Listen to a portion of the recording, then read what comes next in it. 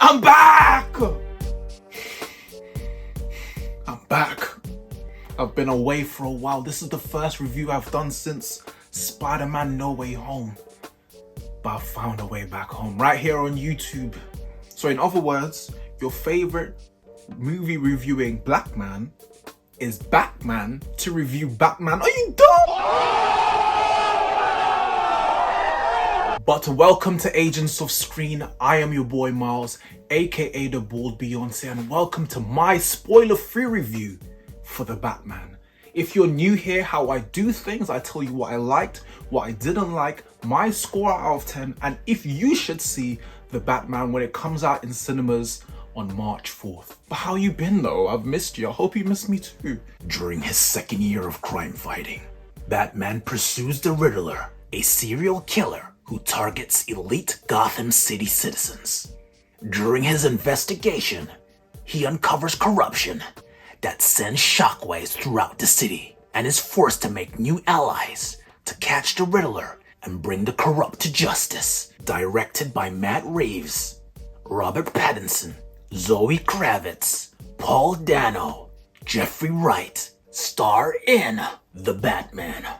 I really need to stop doing that voice because before too long, I'm gonna start sounding like Marge Simpson's sisters. That being said though, the things that I liked about this film, we have never seen a Batman film like this before. This might be a hot take, but overall, it feels like the most comic book accurate Batman that we've seen thus far. It feels almost directly pulled from a graphic novel. It feels less like a superhero film and more like a crime noir, true detective, psychological crime thriller, Seven type film. The way it looks, the way it feels, the way it's narrated. You know, like when you see the narration in a graphic novel and it's like, Monday, 12th of October, and it feels like the city has had enough. That type of shit there. This is the Batman film that leans most heavily into the detective aspect of it, and I love that. Crime noir. I swear it reigns more in Gotham City than it does in England. I swear it reigns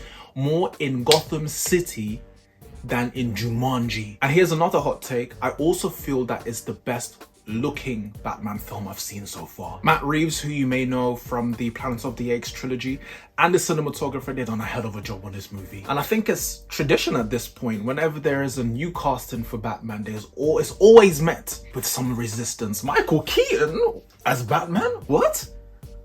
Ben Affleck as Batman? Christian Bale, bro? Wait, Val Kilmer?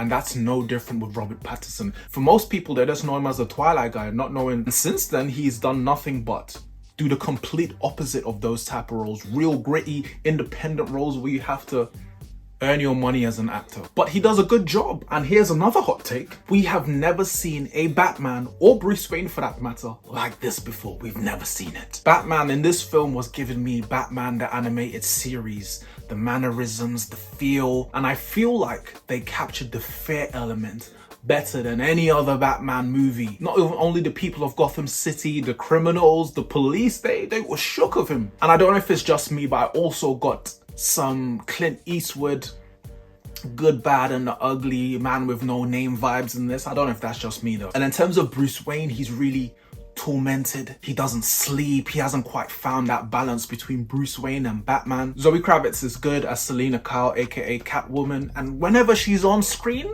brother, she demands your attention. You can't take your eyes off her for multiple reasons.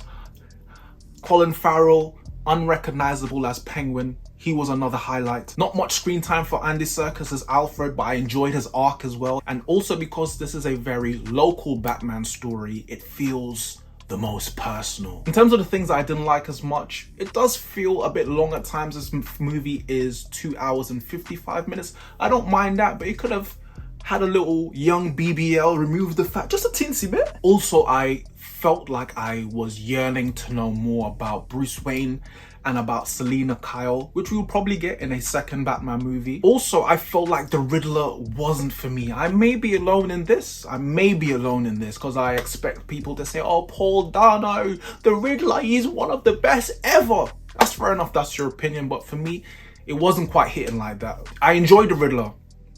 as a villain in this film, like the riddles, you know, the kind of cat and mouse between him and Batman when he had the mask on. But comes a point where his masking off and him and Batman have like a dialogue, like that monologue. That monologue for me felt a little bit slapstick, kind of took me out of the movie, but that might be just me though. And speaking of other people, the people that I saw it with, they absolutely loved this film. They loved it. I heard some 10 out of 10s, I heard some 9.5s. Me, I didn't love it. I enjoyed it, I didn't love it. I can't quite put my finger on it, but something just didn't quite connect 100% for me to be like, oh my god, this is spectacular.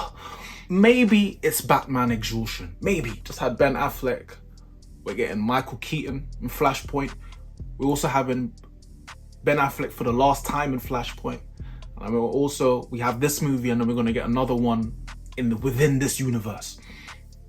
It's a lot. Maybe it's because of how local the story is. It doesn't feel like the stakes are stacked. But for me, it's just not memorable like that. I enjoyed it, make no mistake, but there's no real scenes I'm gonna be like, oh my god, do you remember in The Batman when this happened?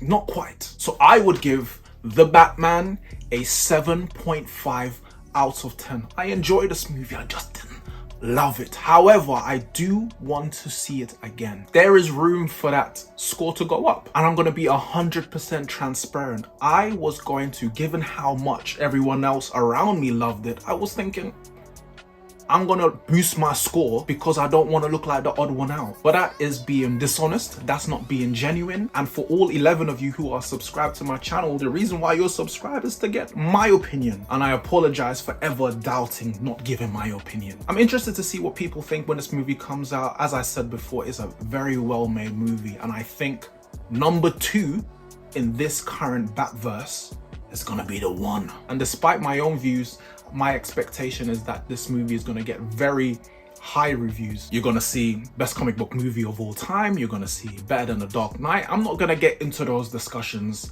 just yet. I'm not going to say things just for the sake of being controversial.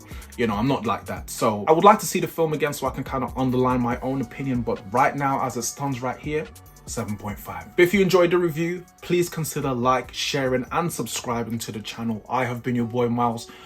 We have been the Agents of S.C.R.E.E.N. And until the next review, which should be coming extremely soon,